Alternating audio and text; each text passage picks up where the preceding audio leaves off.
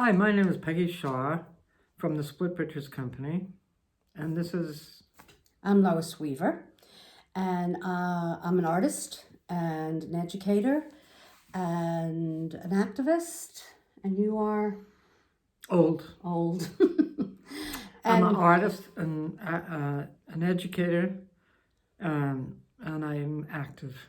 you're and very I active. and I do go to a lot of trouble to make sure I'm aware, as I feel all artists do. And this is part of 100 Years, 100 Women project. And this project, I think, to me, is just one of many ways to mark small but very important milestones.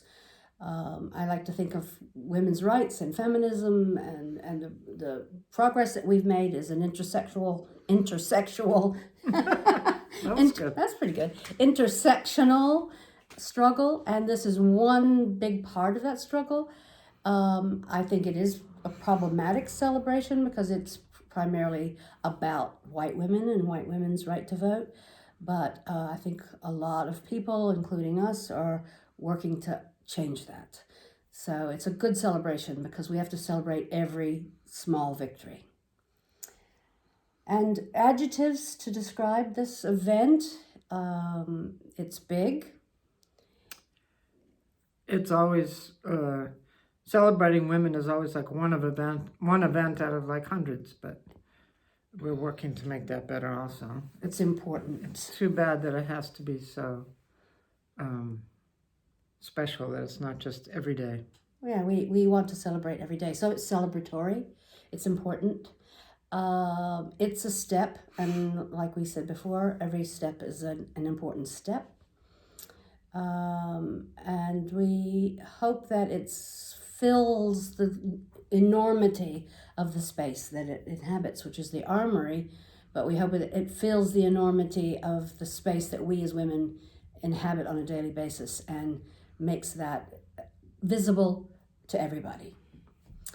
The next thing we want to talk about is the woman who's inspired us for this project.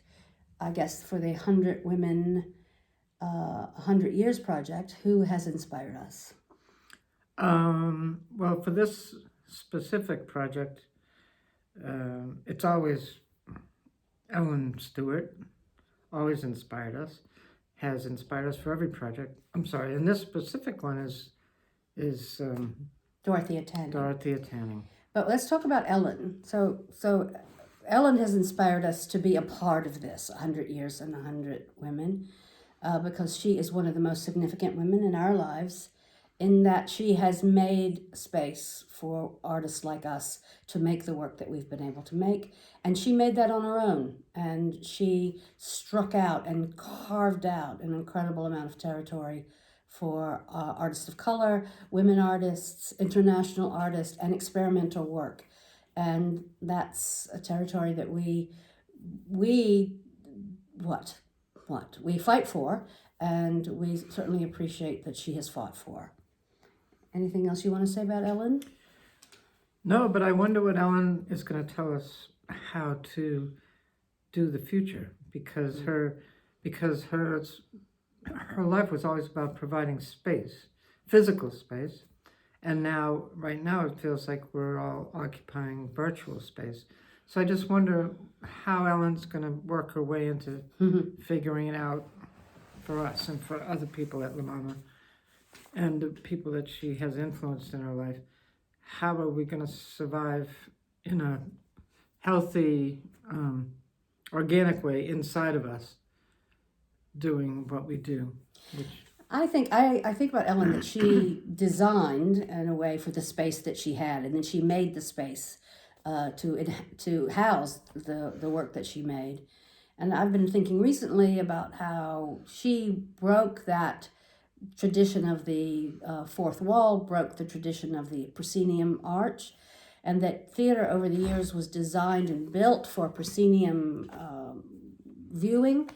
And now we're starting to design and make in a lot of the ways like she did and break the boundaries of what it means to have virtual viewing or Zoom viewing or viewing online. So I think we can rise to her challenge that she rose to in the 60s, which is to make this space work for us and make it more accessible to more people. The person who has inspired the little piece that we're working on and the piece that we're contributing, and that piece is called Last Gasp. What inspired that piece was an artist by the name of Dorothea Tanning. And they like to say that Dorothea Tanning was well known for not being better known.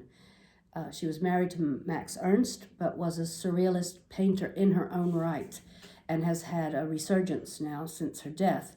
And we saw a piece of hers called Notes for an Apocalypse. And it was a dinner table, a painting of a dinner table with a lovely tablecloth pulled back and these surreal apocalyptic creatures that were both terrifying but also, in our mind, I think, somewhat optimistic. So that inspired this piece, Last Gasp, because we wanted to make work that talked about the circumstances that we felt like we were in, but at the same time maybe offered alternative or maybe offered some kind of hope. Well, the circumstances we were in when we started making this was not the pandemic. It was surviving, I refuse to say his name, not my president. It was a way of surviving him and his minions. So, and it was also me going to retire finally. It was going to be my last show. That's why we called it The Last Gasp. First it was going to be Lucky Fucker, and then we decided, since it's my last show, we'll call it The Last Gasp. And then the pandemic happened. But we were working on The Last Gasp, which was about aging, because we're aging. Because we're aging, and I'm 70 or 76, and we wanted it to be to talk about that last performance, whether or not it was really going to be our last performance, who knows, but what does it mean to have your last gasp? So it was about aging, but it was also about climate change, this last gasp of the climate, of the earth, of the planet. And then, of course, when the pandemic happened, and then following that, the Black Lives Matter movement and the fights for racial equality and injustice, it became about the breathing, about the ability to breathe, both from the virus, but also from the police brutality that was starting to take over the protests. So, or not take over the protests, but take over became the subject of the protest. So the last gasp, once the pandemic hit, became about a lot more than just our personal aging or our global concerns about the planet. And when we started working on it, within the pandemic, that process began to change. And we realized it's much more fun to rehearse with video, because you don't have to do it over and over and over and over and over again. And then you show it at the end. You don't have to perform it every night, which is for us kind of a rest and also an interesting way to work, to gather all our information and then put it right on the camera. And to use what we had, which is, we were given a house by friends. They knew someone who had an empty house. We were given the house for as long as we needed it. We didn't have much with us. We had some tables from shows. We had some tablecloths, and we had some chairs in storage. And that's how we started here. We got a refrigerator and a freezer and pots and pans and everything else from people. And then we started working on the performance in this context, because we were meant to perform at La Mama, and that wasn't going to happen, so we wanted to keep working on it. And so we do always start by saying, okay, this is what we've got. And Peggy said, we got the house, we've got some tables and chairs, we had Zoom, and we had some collaborators. Now Nagai and Vivian Stoll and Morgan Thorson were people that we were already working with. So we said, how can we work together on Zoom to keep the project alive? Well, we also had a show. We had a show that we were finished writing the show, so we had a show to base our whole video on, of course. But transferring the show from theater to a flat screen was Interesting. And it changed our rehearsal process, because normally we pull all of this material together in an ultimate anticipation of doing it and figuring out in front of an audience. So with Zoom, and this was at the kind of suggestion of our production manager and designer now, Nagai, let's make it scene by scene for a Zoom camera. So we began to create each scene from Last Gasp out of this kind of pandemic environment, scene by scene onto the Zoom camera. And it began to have that quality of isolation, also because the house itself was such an interesting architectural house, and the house itself was in its last gasp. This house is about to be renovated. It was built in 1888. It hadn't been changed all of that much over certainly the last 50 years. And so we felt like it like us, was in a certain last gasp. So we used the situation of the isolation that we were in and the situation of the architecture that we were working in to basically frame the performance. And I think also what we began to realize, sorry, I keep talking, began to realize is that there was already a lot of resonance in the show about what our situation was, just because we had dealt with aging and death, and we'd also dealt with racial justices and injustices, and representation and being white and what that privilege is. We'd already begun to deal with that. And so it became even more, I think, potent as we worked on it in this context. Thank you. Were you going to Thank you, say Ms. that? Weaver. Were you about to say that? No, I'm just winding it up. It's been great to talk to you, and have a great time watching this. And is that it? The last question? No, there's more. Oh. But did you want to say anything about working in this? No.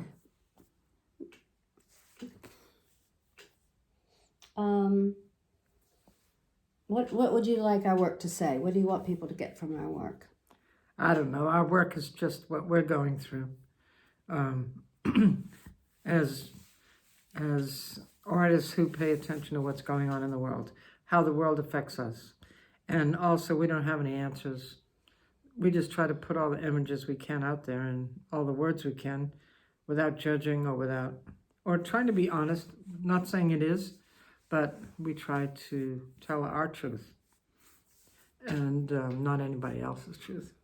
Yeah, and we try to you're right, we try to actually we use theater and performance, we call it more than theater, as a way to help us confront our own challenges in our own lives. And by making things, we're able to better figure out what it is we think about things and how we feel about things and how we can manifest change through making art. We have lived and worked together not always lived together, since, for 40 some years, through Spider Woman Theater and Hot Peaches, and we've worked together a long time and had a relationship together. In our first shows, we were making the point of that we were lesbians all the time, just to be clear. And as time has gone on, we expect people to receive us as lesbians, but we don't necessarily talk about it that much. We, as lesbians, deal with the problems of the world, our own. Is that clear? Yeah, I think that's clear. And I think accessibility is really, really important to us. I think... Old school. I mean, the word lesbian is old school, but yeah. I'm old school. But I think our feminism is a feminism where we want to make sure that everybody has a place at the table and that everyone can reach their full potential. And that's always been our sort of bottom line, feminism, I think. And the fact that we want people to feel like they can make things themselves. In fact, I think for me, the greatest compliment is when people come up to us and say, your work made me feel like I could do that. Whatever that is, whether it's make a performance piece or whether it's cross certain kinds of boundaries to do with gender or race, or whether it's to just sing or dance or express ourselves. So for me, that's our greatest compliment, is that making people feel like they can do it too. And also, don't forget, It's our company, so we can do anything we want, actually. So I would suggest you all make your own company. Make something. Make Because if you can make something, you can make something change. I think that's for us the value of art is being able to make something in order to make things change. Now we have to do a video portrait. So that video portrait is we look directly in the camera and show our face for 3 to 5 seconds. So shall we do that?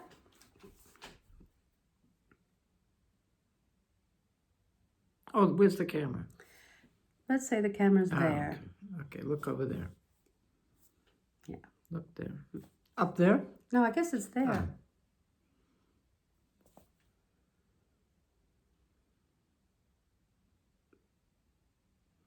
Is this some type of surveillance or face recognition? Probably. That's 3 to 5 seconds. No, it isn't. You're supposed to be still besides. Oh, sorry. Are you sure it's on? It's not. It's been on the whole time.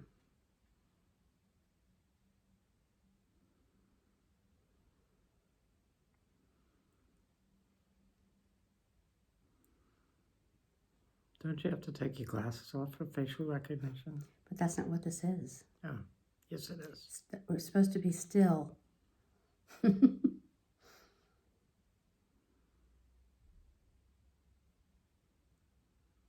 Seconds, not minutes. Did they say minutes or seconds? You're right. They said seconds. I was counting minutes. Okay. The other thing we have to do is put the mask on. Put your mask on. Okay.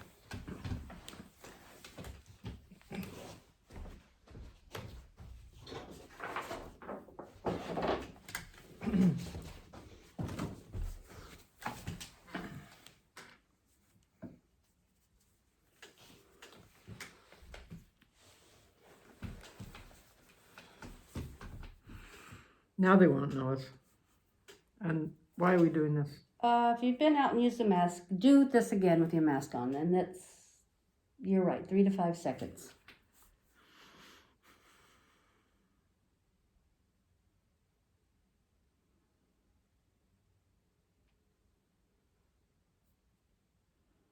Now what? Now, if we've been out to a protest, we're supposed to hold our protest sign, but maybe we need to put it behind us.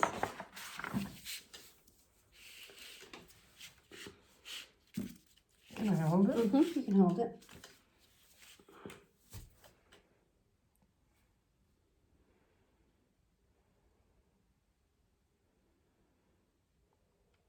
And without the mask. Thank you. Take your mask off for a minute. Okay. Thank you very much. Thank you all very much.